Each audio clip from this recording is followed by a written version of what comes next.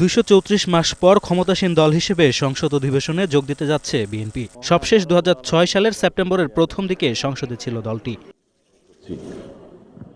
সংবিধানের ৭২ অনুচ্ছেদে ২ নম্বর উপধারা অনুযায়ী নির্বাচনের ফলাফলের গেজেট প্রকাশের ১ মাসের মধ্যে সংসদ অধিবেশন শুরুর বাধ্যবাধকতা আছে। সে অনুযায়ী ১৪ মার্চের মধ্যে অধিবেশন ডাকতে হবে।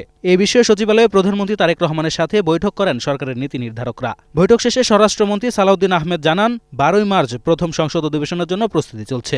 প্রধানমন্ত্রীর পরামর্শক্রমেই সংসদ অধিবেশন আহ্বান করবেন রাষ্ট্রপতি।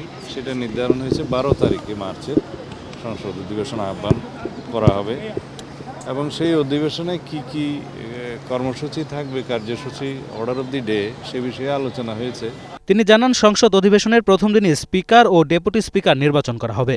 রাষ্ট্রপতি পরিবর্তন হবে কিনা সে সিদ্ধান্ত এখনো হয়নি। অধিবেশনে স্পিকার, ডেপুটি স্পিকার নির্বাচিত হবে এবং ইন্টারিম গভর্নমেন্টের আমলে যে সমস্ত অধ্যাদেশ প্রণয়ন করা হয়েছে সেগুলো উপস্থাপন করা হবে, সুপ্রস্তাব হবে প্রথামাফিক এবং রাষ্ট্রপতির ভাষণ হবে।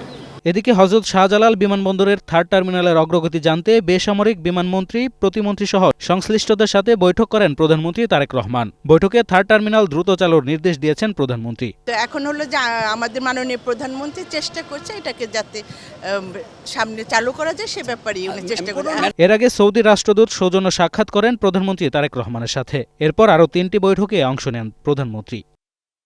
Sandeep Hasnat, Green News, Dhaka.